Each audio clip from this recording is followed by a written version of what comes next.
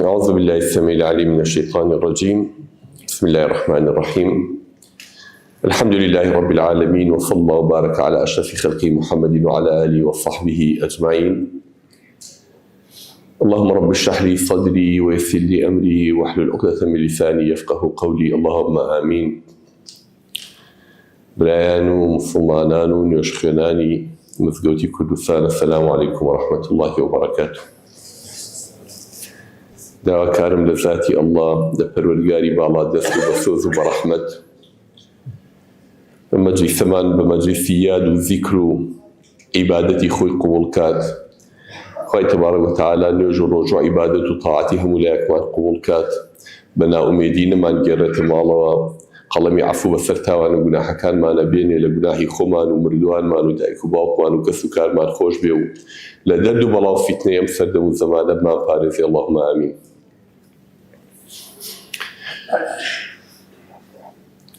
خۆشەویستان، کە هاتمە ژوور لێرە دیقەتێکی ئەو ئایەتە پیرۆزەمدا کە بەسەرمەوەیە.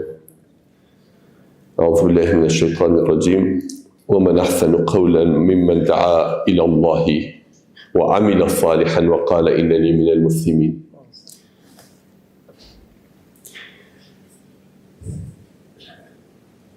أو آية پیرۆزە بەڕاستی باسی یەکێک لە پیرۆزترین کارەکانمان بۆ کە کاری پێغەمبەرانە سەڵات و سەلامی خۆیان لەسەر بێت. خوای تەبارەک و تەعالا پێغەمبەرانی لەبەر خاتری ئەو کارە پیرۆزە ناردووە کە ئەویش کاری بانگەوازی و داوەکردنە، خەڵک بانگکردنە بۆ ڕێگەی خوا. ئەفەرمێت چ کارێک، چ وتێک، چ قسەیەک لەو قسەیە باشترە کە تۆ خەڵکی بۆ لای خوا تێبانگکەیت، ئامۆژگاری خەڵکەی، داوا لەو خەڵکە بگەی هۆ خەڵکینە، هۆ عەبدەکانی خوا بگەڕێنەوە بۆ لای پەروەردگارتان. بەبن بە عەبدی کەس،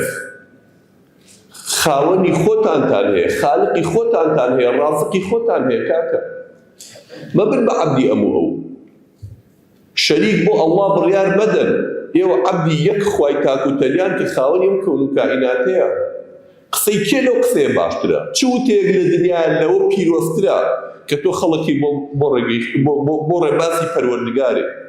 هەموو کاری پێغەمبەران سەڵات و سەلامی خوا لەسەر بێ بوو ئەم پیشە بوو. هەموو کاری پیا و چاکان بە توولی تاریخ ئەم کارە بوو. پەروەردگار چ پێغەمبەرێکی ناردووە، بانگەشەی قەومەکەی کردووە. أن يعبدوا الله ولا يشركوا به شيئا. هل هو أمر شيء هذا؟ عبدايتي بو الله كر، بندايتي بو الله كر، شريكي بو رياضة. أما قصيتي غمران كهاتون بو أبو خلقك. أي ما شاء الجماعة نوتي وخلقات سنوكش بيه غمران. مثلا هیچ کەسێ بەقی پێغەمبەران سەڵات و سەلامی خوا لەسەر بێ تووشی ناخۆشی و شەرمەسەری و حەزاب و بەڵانە بوو بەدەست خەڵکەوە. أذن پیغمبر صلی الله علیه و سلم أشد الناس بلاء الأنبياء. تندرين بلا كدابة إلى الدنيا توشي خلق بيه توشي پیغمبران بوا. صلاة والسلام إخوان وسلم. لكن شنوش على پیغمبر إخوان دايكم وقربان صلاة والسلام الله وسلم. وتارك لخدمة جنابتنا بيشكركم لنا ودانشتم يوم ليكم. الحمد لله همو مسلمان وتاكو تالبي أما فلينو من يشتن آياتي في القرآن لخزوة جناتنا فرموديكي في غمر صلى الله عليه وسلم باسكم. بس ولا بينا برشاوي خود أولا وبازار وقرب الغير خلقي كي ببرستي كلبوتي ناحالي همو بيروزي وهمو مقدسك للان أو بتانيا توبتي لنا وبازارا بفرماني خوا هاواركي بشيت سرت بولكي هو بني عبد مناف، هو بني عبد شمس، هو بني عبد دار، هو خيلي هاشم، هو خيلي نازارم كي خير وتشيو هاوار والله محمد كان محمد الأمين صادق الأمين. شكل پیغمبر صلی الله علیه و سلم برازگوی دسپالی بدار او هاوار لخلقك إيه بتشي بكاي كي برزة كاي كي رازگويا لو بازار هاواري تشيكا داوي تشيكا خلق أبو كومودو فمو خير محمد يجبوها أو خلق أبو تشيكو بيدو بينا برشاي خوتان جماعة كنا بقصير بدنا بخوشة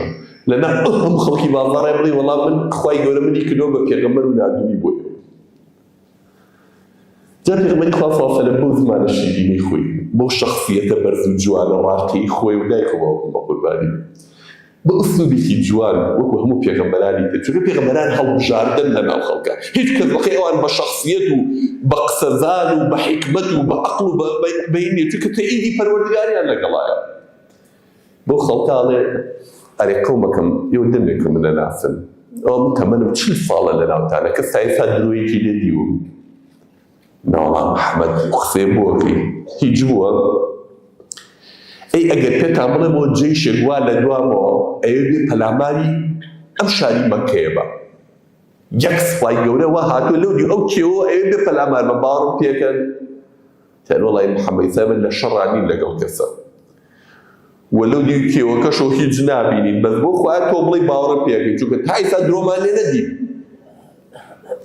دەی پێغەمبەر صلی الله علیه و سلم دوای ئەم کێشەکێ جوانە اینجا ڕۆڵ کاتە قەومەکەڵێ دەی قەومەکەم پیاوێک تا 40 ساڵی درۆتان لێ نەبینی بێ بەخوا تازە لە دوای 40 ساڵی درۆ لەگەڵ کەس و کار و قەومی خۆی ناکە قەومەکەم بە شایەت خوا منی کردۆ بە پێغەمبەر و نردومی بۆی ئێوە ئاگادارکەمەوە ئاگادارتان کەمەوە لە عەزابێکی گەورە لاتانم لە ڕێگەی جەهەنەم کە ئێوە ئەو ڕێگەیەتان گرتۆ خەریکی بتپەرستێتیتان گەڕمەوە بۆ عیبادەتی ئەڵڵای ڕاستەقینە کە خوای هەموومانە قسەکانی زۆر کاریگەر و معقول بەڵام ئای وەکو چۆن پێغەمبەر صلی الله علیه و سلم فەرمێ گەورەترین بەڵای پێغەمبەرەکانەکە بەسەریانە دێ ناخۆشترین شت لەو دەقەیە وەرە ئەو کەسەی کە تۆ چاوەڕێیەکەی پشتگیری وکە پشتیوانە بێ کەسە بێ لەیە ئەو یەکەم کەس بێ بەگشتا کەمالی خۆتە لەنا ئەو مەجلیسەیە ئەبوو لەهەب زۆر بە ئوسلوبێکی بێئەدەبانە و ناشرین جوانی پێغەمبەری خوای دایە صلی الله علیه و سلم بە ئوسلوبێک کە نە حورمەتی کەسایەتی تیا بوو نە حورمەتی مەوقیفەکەشی تیا بوو بپێغەمبەری صلی الله علیه و سلم تەبا لەکە یا محەممەد ئەلیهازا جەمەعتەنا عەقبە قوڕاچی محەممەد ئەو ئێمە بۆ ئەمە کۆ کردووە ئەمە قسەی تۆی کەی خوا کەسی دەست نەکەوتووە لەم شارەیە ئەم هەموو پیاوە خانەدان و نەجیب و دەوڵەمەند و مەسئوولەی تایە جەنابێ بکا بە پێغەمبەرێ کە نە دایکی هەیە نە باوک چەند ناخۆش تۆسێ ئەو دڵشکاوی پێغەمبەر کە صلی الله علیه و سلم خەڵکەکە خەریب و قەناعەتیە کرد مامی خۆت ئاوا بێ بە گشتا بشکێنێ بەڕادەی پێغەمبەر صلی الله علیه و سلم دڵی شکاو پێ بێتاقەت بخوای یەک سوڕەتی کاملی بۆ دڵنەوایی پێغەمبەر صلی الله علیه و سلم و بۆ لوتشکانی ئەو مەلعونە ناردە خوارەوە حەد بەدنەکەشی بە 10,000 مرد لە دنیا پارچەی گۆشتی لەشێ کەوتە خوار و 10,000 تا مرد خۆشی و ژنەکەشی ئەم دنیا ڕەگ لە پێغەمبەری خوا بوو صلی الله علیه و سلم هەرچیان لەدەست هەو بەرامبەر بە پێغەمبەری خوا کردیان ژنەکەی چوو دڵک و داڵ و بەرد و ئاسن و بزماریە نانە ڕێی پێغەمبەر صلی الله علیه و سلم دانا ئەخسە بەردەمی ماڵ خۆڵی ماڵەکەی خوا نەڕۆشتە بەردەمی ماڵی پێغەمبەر صلی الله علیه و سلم بیریان لە هەموو ڕێگەیە کرد عەزێتی ئەو برد ئەمە هەر پێغەمبەری خۆمان نەبوو صلی الله علیه و سلم وەرە موسا بێنە بەرچاوی خۆتان موسا سەلامی خوای لێ خوای نێرێ بۆ لای فێرعەون موسا تۆ خۆت فیراری پیاوێک لە قەومی فێرعەون کوشتووە ڕاو کردو 10 ساڵە خۆش شاردەوە خواڵە کردووی بە پێغەمبەر ئەی موسا یەکەم کەسیش بڕۆ کێ بەکێ بچوو بۆ لای فێرعەون فێرعەون بە دواتە ئەگەڕێ ئەیوە بکوژێ ئەمە قەوزی بۆ دەرکردووی بەڵام خوا پێڵێ ئەبێ بڕۆ یەکەم کەس بۆ لای فێرعەون چۆنە ناو کۆشتی فێرعەونەوە پێی بڵێ من رسولی رب العالمینم من پێغەمبەری رب العالمینم نردومی بۆ لای تۆ ئەی فێرعەون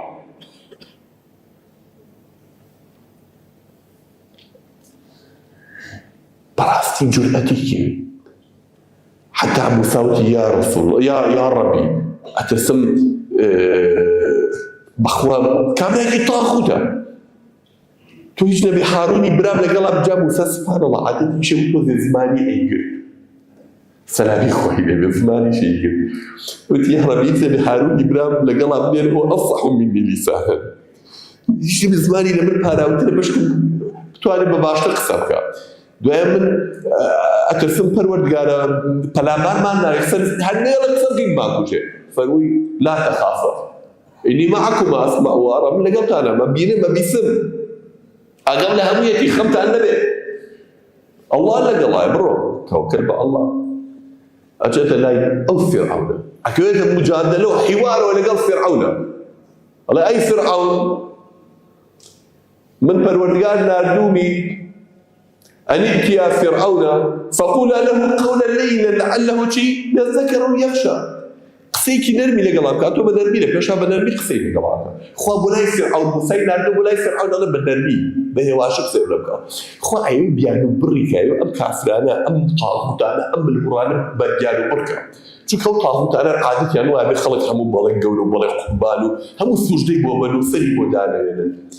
تۆش لە ئەوڵ قسەیەکی نەرمی لەگەڵام کە بە هێواشی لەگەڵایە بۆ بە هەر لێ دەقەی یەکەمەوە هەڵ نەچێ و مۆقیفێکی لێوەرگرێ ئێستا مەلیکی فارس لەگەڵ نامەکەی پێغەمبەریان بۆ نار صلی الله علیه وسلم کەوتی من پێغەمبەری خوا بوو ئیمان بێنە بە نۆعی هەڵچوو پێی ناخۆش بوو نامەکەی پێغەمبەری صلی الله علیه وسلم چی لێ کرد؟ دڕانی پێغەمبەری صلی الله علیه وسلم دوعای لێ کەوتی یا ڕەبی خوا موڵکەکە و بدڕێنێ مەملەکەتەکە و پارچە پارچەکە وەکو چۆن نامەکەی بنێ پارچە دەوڵەتی فارس پارچە پارچە بوو ئاخر کیسرا ئەو کیسرا نەکبەتە بوو بەڵام مەلیکی ڕۆم تۆزی عاقڵتر بوو بە احترام و جوابیدایەوە مەلیکی مصر عاقڵتر بوو تەنانەت جوابێکی جوانی پێغەمبەریشی دایەوە صلی الله علیه وسلم دیاریشی بۆ پێغەمبەر دا صلی الله علیه وسلم مەلیکی حەبەشە هەر شایەتمانی هێنا و ئیمانی هێنا بەڵام بەمەی فارس نەکبەتێکی لوودبەرز بوو خۆی مەملەکەتەکەشی بەتیا چوودا جەماعەت کاری داوا کاری هەموو پێغەمبەرەکانە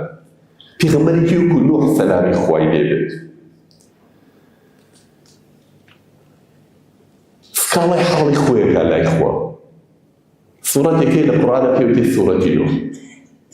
ئینا ئەرسەلنا نوحا إلى قومه ئەو ئێمە نوحمان ناردوو بۆ لای قۆمەکەی بۆ شتێکی ئەن اعبدوا الله ولا تشركوا به شيئا عیبادەتی ئەڵڵا بکە و شەریکی بۆ بڕیان بەدەن هەراتەرم قسەی پێوتون 950 دانە ساڵ لەگەڵ ئەم خەڵکەیە پێ خۆی گەورە بۆ بارەی گەردەوە 950 دانە ساڵ تۆ لەگەڵ ئەم قەومەیە خەریبیت خەڵک بانکەی بەرەو لای خوا خەڵک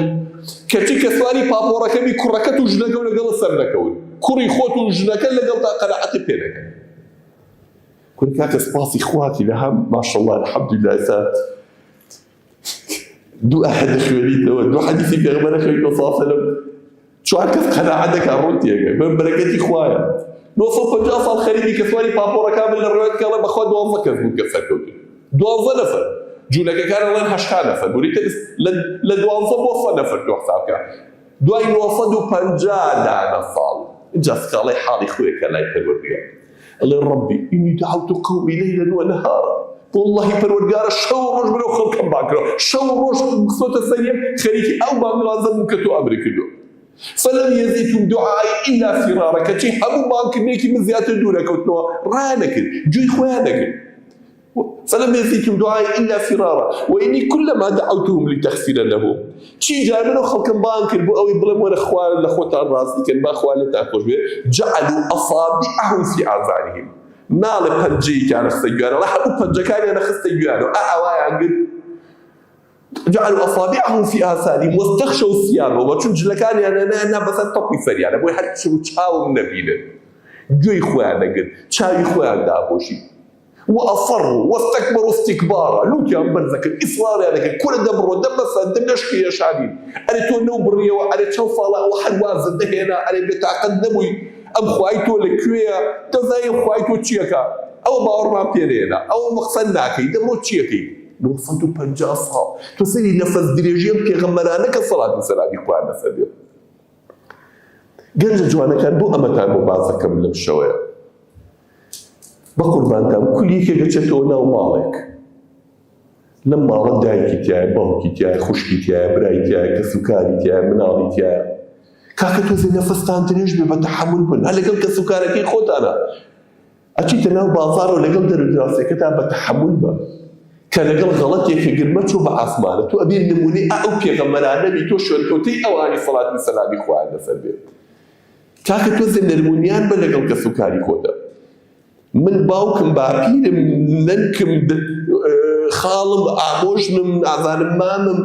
50 ساڵە نەوەی فێری نوێشکردن و عیبادەت بووە غەڵەتی تیا ئێستا من هەستی پێگەم خوێنەوارم ئاخر بە 5 ڕۆژی تۆ یەکسەر قەناعەت ناکات تۆش نەفەسە درێژ بێ بە قوربان ئەو 50 ساڵە بە خواری هێناوێتی کاکە تۆش دەبێت 5 ساڵ لەگەڵ خەریبی تا ڕاستیەکەیتەوە بەتەمای بە دوو کەلیمە قسەم بە یەکێکەوت یەکسەر بێ بە قسەی جەدا بکە خوا نمونەیەکی ما بۆ هێنەکەی پێغەمبەرێکی کە تۆزێ عەسەبی بووە تحملی نەکرد و دوی کەیفی خۆتانە باوەڕدارنەوە من هەموو قسەکانم پێوتم جار بەجارەوە بکەی بە قەرز کەیفی خۆتان زەرەرەکە یونس سەلامی خوای کە قەومەکەی باوەڕیان پێ نەکرد و دیدی ئەم کەیفی خۆتانە پێم وت تۆ بەجێبێشتن خوای گەورە سزایەکی عەجیبینە تووشی بەدبەستێکی کرد چۆن ناو پاپۆڕێکەوە خەڵکی پاپۆڕەکەم شەپۆل هاوتیان بەخوا هەموو بەهۆی تۆ تووشی ئەو گوناحە بووی کورەکەکە من ئەوە نیپیاوی چاوم چەند جار قورئان کرد هەر یونس دەرەچوو بەهۆی تیۆ خوا قەسەمی لێگرتوین بۆیەوە خستیانە ناو بەحرەکەوە لە باریشە حوت قوتیدا دەوەرە لە تاریکیدا و بەحرا و لە ناو سکی حوتێکا و خوای گەورە پێخم چۆشتی واکەی تۆم ناردووە ئەبێ نەفەسە درێژ بێ بە تەحمل بی لەگەڵ قەوم و میلەتەکەی خو کاکە ئەمە کاری پێغەمبەران ئاوایە فلولا أن كان من المسبحين للبث في بطنه إلى يوم يبعثون قالوا نبوا لنا استيوحوتا هروتي لا إله إلا أنت سبحانك إني كنت من الظالمين هرور نقاري إخواني إلا تنبي بشيمان بغلط يمكن إن جا إخواني قولوا رزقاري كنت هدايو نرجو بناك كوبكي أم جارب بدلكي كوب بروحي كوشو كتي إخواني تبارك وتعالى شتيكي كي لقلاكر شتيكي كلبو هيج بغمري نيكردو ئەزانن تاکە قەوم لەم سەر ئەرزەیە کە بە یەکجار خوای تەبارەک وەتەعالە عەزابی لەسەر لابردن دواوی کە پێغەمبەرەکەی خۆیان شار بەدەر کرد و دەریا کرد بە قسەیان نەکرد چونکە کەی هەج میلەتی پێغەمبەری خۆی کوژیا شار بەدەری کرد بە دوای غەزەبی خوا کە هات ناگەڕێتەوە بەڵام ئەوان کە زانیان ئەو پێغەمبەری خوا بۆ غەڵەتیان کرد خوا هیدایەتی دان 100,000 نەفەر خوا لە قورئانە ئەفەرمێ فأرسلناه إلى 100,000 أو يزيدون زيادة 100,000 كذب هل هم هات الإيمانيات يا نابجار بيونس تاكا قوم الخلط شاري موصل كذور بي زوري عم باقي لجوري كرداني يبقى تلقى خلطي موصل زور بي زوري جاران ميديا كانوا على مملكتي أوعى وزورنا مؤرخون كانوا يجفرون لن تاكا بيغمبري كلنا كرد كان بأكيدين لمنطقة وانا أبوا يونس وسلام إخوائي لسبي خو هم يعني هداية موصل نجاتي بولا تزوغ فضي إخوة تبارك هو بقول بعد تعالى أم كارا أكرا جامدا توشل كنتي بيغمبراني صلاة والسلام إخوائي أبي بأسلوبي أوانيش ادعو إلى سبيل ربك بالحكمة والموعظة الحسنة بحكمة بزماني شيرين لقى الخلق بكاكا كنا كاتب راس تغمري خوا صلى الله عليه وسلم مزاني تحملي تشكل لقومكي هي اشتاهي جنب ولا أشكوتك تازحاتو تخوارو همو دياري على الرزي لنا أشكوتك كسي باوشي تاكل وطم سيدا نجار وتوتي اقرأ وتوتي ما أنا بقارئ بخونا أي محمد كاكا بخونا واردي تشي بخونا من ناس أنا بناي خوم بروسم محمد بخونا آخر تشي بخونا قاي تيود اقرأ باسم ربك الذي خلق الإنسان من علق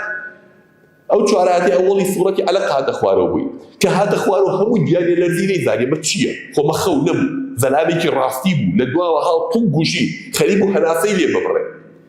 أقصانا شيء اقرأ باسم ربك الذي خلق الإنسان من علق اقرأ وربك الأكرم الذي علم بالقلم كهذا ولا يشنكيو خاتو خديجة وتي محمد خب النبي بخوا قد خواي يقول مشتبرنا بخوا شواقت الشيطان بتونا مثل سوى الشيطان نبوه تو پیاوێکی دایت بەدەم فەقیر و هەژار و هەکی و دەدار و بێوەژن و یارمەتی خەڵگەیت و چاکە ئەکەیت شەیتان بە کەسی خراپە بێنێ بەخوا ئینشەڵڵا شەیتان نەبووە بردی بۆ لای وەرەقەی کوڕی نەوفەل کە ئامۆزایەتی جا وەرەقەی کوڕی نەوفەل کە شتەکان بۆ گێڕایەوە وتی بەخواوە ئەو ناموسەیە کە بۆ موسا و عیسا و پێغەمبەرانی پێشتر هاتوون ئەوە جبریل ئەی محەممەد تۆ بی بە پێغەمبەری ئەم قەوما پێغەمبەر صلی الله علیه و سلم قەناعەتی نایە پێغەمبەری چی قەت شتی وا نەزانی و بەدمای شتی وا نەبوو بەڵام شتێکی زۆر عەجیبی بە پێغەمبەر صلی الله علیه و سلم ئەدان چی پێ فەرموو یعنی بەڕاستی قسەیەکە بێ لە ئاسیا مۆسی بە پێغەمبەری فەرموو صلی الله علیه و سلم یا لەیتەنی كنت جەزعا حین یخرجک قومک ئای خۆزگە گەنج بوومایە تۆزی هێزوو چونکە عەمری لە دەوری سەدا بوو وتی خۆزگە تۆزێک تڵپی تەڕم تیامای هێزێکم تیامای قوتێکم تیامای گەنجم وایە بۆی دیفاعم لێکردی تا کاتێک کە قەومەکە دەرد دەکەن پێغەمبەر صلی الله علیه و سلم ئەو مخریجیە هەم بۆ قەومەکە من دەرەکەن بۆ چی بۆ من دەرەکەن چونکە پێغەمبەر صلی الله علیه و سلم ئەوگە بەڕێز بوو لە ناو خەڵکی مەکەیە ڕێز و حورمەتی دنیای هەبوو باقی جاران باڵک نەبوو هەموو لە ماڵی پێغەمبەر صلی الله علیه و سلم پار و ئاڵتونیاندارە پیانە و صادق الئەمین دەستپاکی ڕازگۆ کاتێک لافاوەکە کەعبەی لایەکی کەعبەی ڕووخان و کەعبەیان دروست کردو شەڕیان بوو لەسەرەوەی کێ بەردە ڕەشەکە دانێ دوای ڕێکەوتن لەسەرەوەی کێ لەو دەرگای یەکەم کەس هاتە ژوورەوە ئەوە حوکم بان لەو کاتەیە پێغەمبەر هاتە ژوورەوە سەڵات و سەلامی خۆی لەسەر هەموویان ڕازین بە محەممەد کاکە محەممەد لە هەموو کەس عەدالەت کرا ئەو قەراری چیدا یعنی ئەمە ڕێز حورمەتی بوو پێغەمبەری ناگزاری صلی الله علیه و سلم عەباکەی خۆی ڕاخست بەدەستی مبارەکی بەردە ڕەشەکەی خستە سەری هەر ڕێز عەشرەتێکی بان کرد وتی وەرە ڕێز عەشرەتەکاندا هەرێکی لایەکی عەباکە بەرز کاتەوە هەتا ئاستی شوێنەکەی خۆی لای کەعبە بەدەستی مبارەکی بەردەکەی خستەوە جێگەی خۆی هەر هەموو ڕازی بوو ئەمە پێغەمبەر صلی الله علیه و سلم ڕێزی هەبوو خۆ کەسێکی نەناسراو هین نەبوو لە لایەن بۆی وتی ئەخر بۆ من دەرەکەن وەرەقە پێی وتی هیچ پێغەمبەرێک پێش تۆ نەهاتووە ئەوە بانگەوازی خەڵکەکەی کە بۆ ڕێی خوا ئیلا و خەڵکە پەلاماریان وی دەریەکەن جا لەبەر برا جوانەکان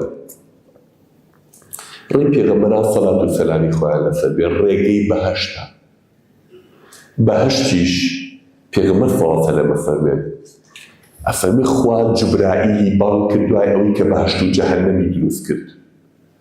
کە پەروەردگار بەهەشت و جەهەنەمی دروست کرد جوبریلی بانگ کرد وتی وەرە جوبریل وتی بەڵێ پەروەردگارە سوژدەی بۆ بر بەڵێ ئەمرێ بە چییە پەروەردگار فەرمووی ئەو بەهەشتەم دروست کردو بۆ دۆستەکانم بۆ خۆشەویستەکانم بۆ عەبدە ساغەکانم ئەوانەی کە بەڕاستی عەبدی منن توا جوبریل چۆ سەیرێکی بکەم زانم ڕەنگت چییە بەرامبەری پێغەمبەر صلی الله علیه و سلم فەرمێ کە جوبریل چوو سەیری بەهەشتی کرد هاتووتی وەڵڵای پەروەردگارە هەچ کەسێ ئەو بەهەشتە ببینێ یا هەر خەبەری ببیستێ ملی خۆی بۆشکێنێ خۆی ئەگەێنێ ئیلا ئەدە بچێتە ناویەوە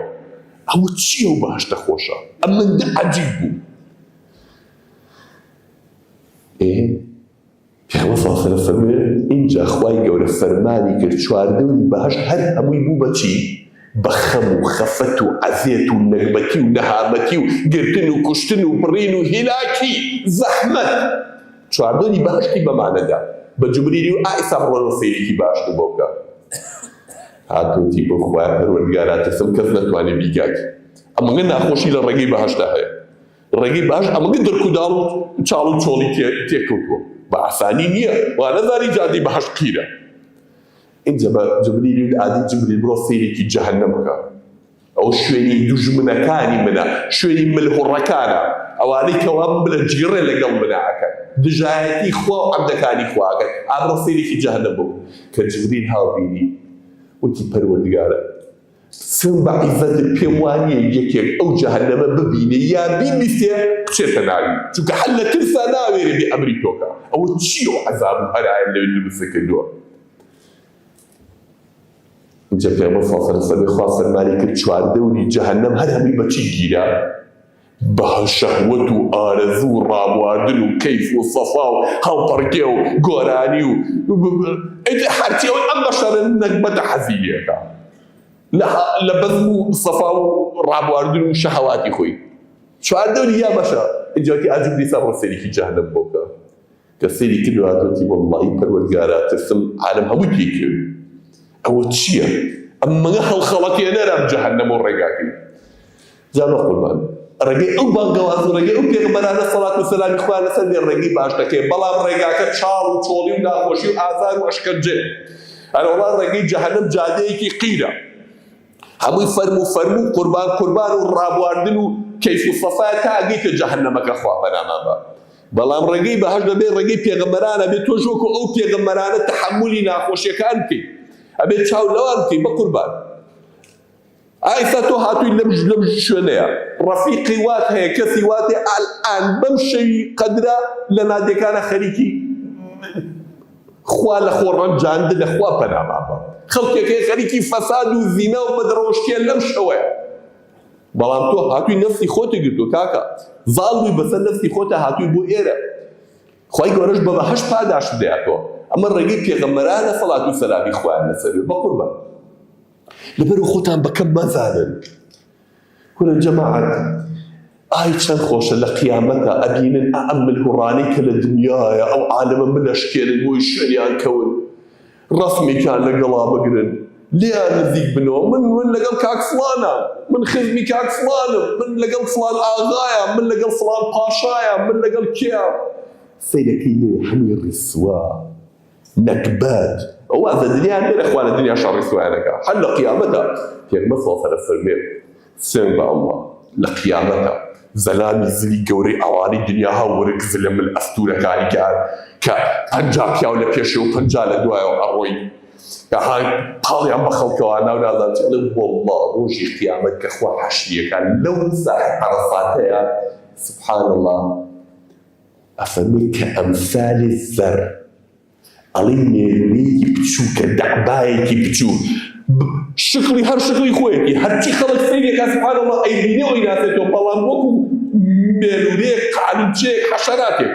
هەموو خەڵکەڵێن ئەوە فڵان ئاغایە ئەو فڵان بەگ بووە پاشا فڵانە هەر وەڵا ئەو نەکبەتە بکایی من خوا کە خەڵک سوژدەیان بۆ بر کە بە حوکمی خوا ڕازی نەبوو کە دژایەتی خوا و عەبدەکانی خوایە اینجا شین هەڵگەڕا و نەکبەت وەنەحشر المجرمین یومئذ زرقا هەموویان شین هەڵگەڕا و پیس بۆگەن نابوون ئالەو ڕۆژەیە ئیمانداران خوا تەبارەک وتەعالا گیانەکاتەوە ئەیان خاتە ژێر فێبەری عەرشی خۆیەوە ئەڵێن وەرن پێغەمبەران لە کوێنەوە شوێن ئەوان کردوون سەحابەکانە فەرموون ڕۆژێکیان پێغەمبەر صلی الله علیه و سەلەم قسەیەکی کرد تەوا سەحابەکان شتێکیان وتیان یا ڕەسوول الله ئێمە لەم دنیا ڕۆژێک تۆ نەبینین خەریکە دڵمانە دەخێ کەینە ئەو مزگەوتۆ چاومان بە چای تۆ کرد لە خۆشیە ئاراممان نییە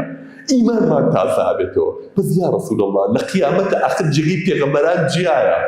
تۆ بچیتە شوێنە بەرزەکان ئێمە بەچی ئەگەینە لای تۆ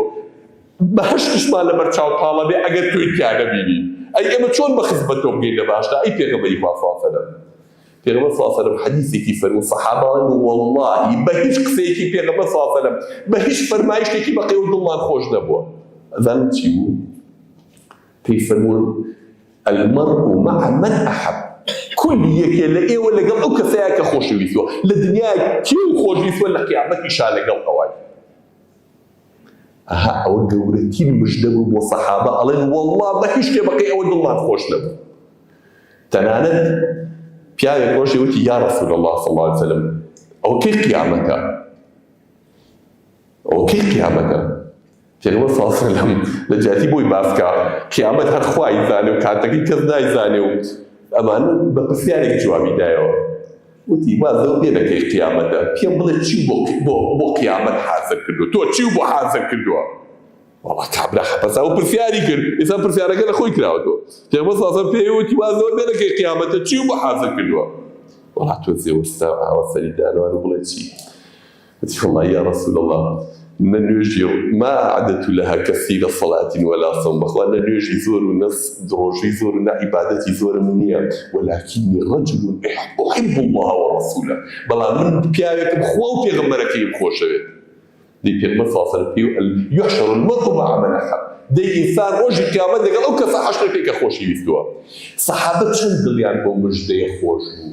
جەماعەت ئەبێ دیوەکەی کەشی ئاگامان لێی بێ بەخوا چەند مژدەیە ئەوەندەش هەڕەشەیە ئەزانن خۆڵێم چی ئەی ئەوانەی کەوا دڵتان پڕە لە خۆشەویستی کەسانێک کە دوژمنی خوان